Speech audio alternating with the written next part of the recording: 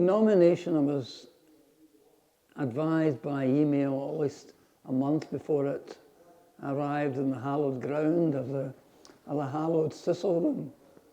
So it was a month before. I didn't spend that month writing a speech, by the way. I can assure you of that.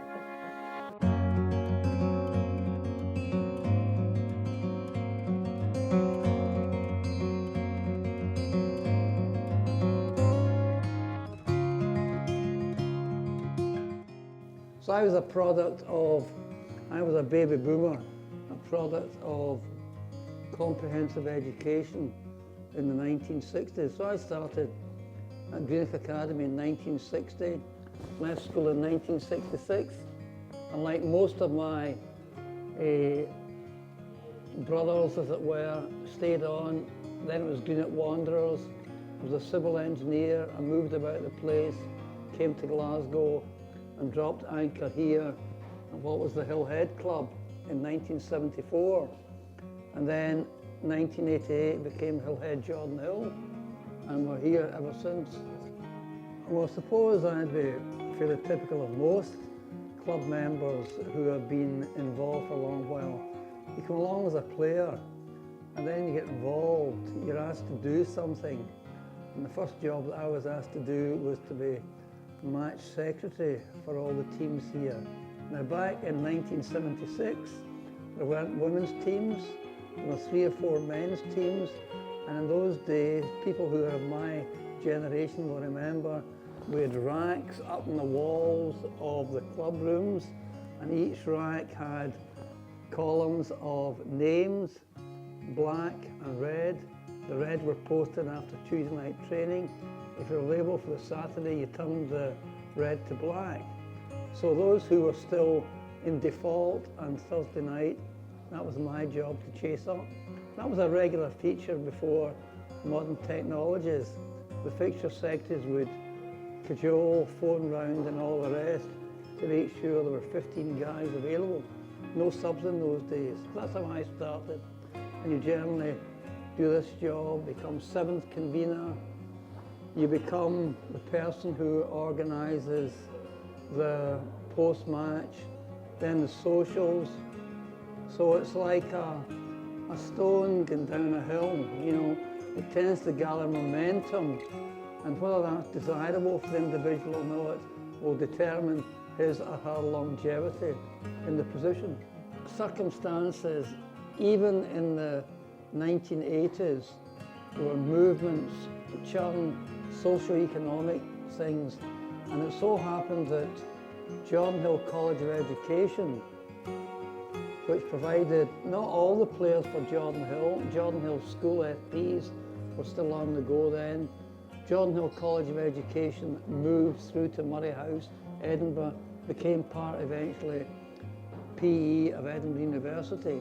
So that source of players diminished, and Jordanhill, as it was then, began to struggle to field 215s regularly. That's quite common these days. It wasn't uncommon then, as it were. So the clubs got together.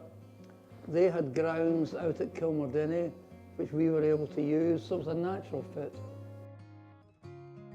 Yeah, I mean, Hills is, I came to Hills after I left uni.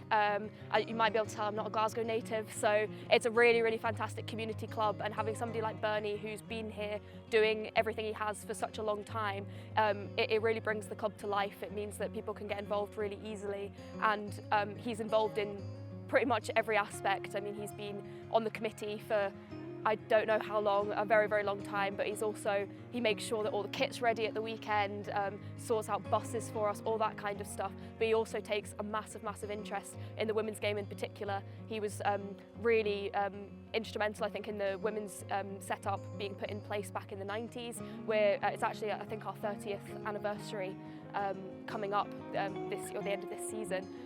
And a huge amount of the women's setup being so successful, I think, has been down to the contributions of Bernie. Really, he's always been a massive champion for the women's game. Bernie saved the club many years ago when we were in a very difficult financial situation. The sports club here, who own the ground, we're just sitting tenants. Bernie stepped up and became chairman of the board, had conversations with the bank when they wanted their money back. So yeah, Bernie's been a lifelong hero really to this club, also to the cricket section as well, so he's not just a rugby man, he is a dyed-in-the-wool Hillhead Jordanhill man.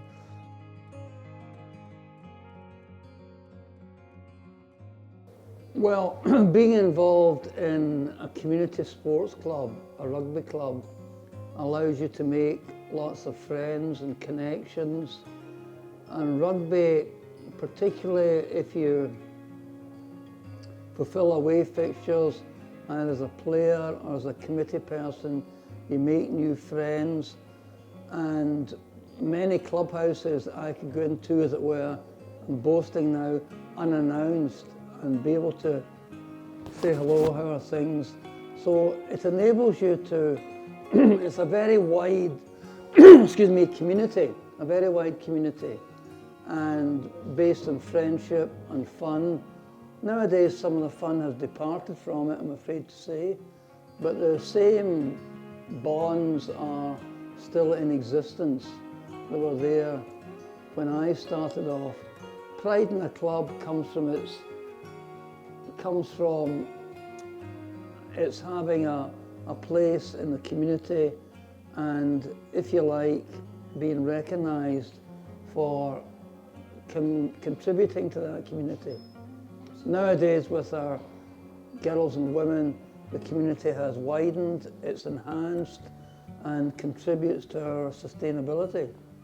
I wouldn't do it, no one would do what I'm doing in any of the rugby clubs in Scotland unless he or she actually enjoyed it.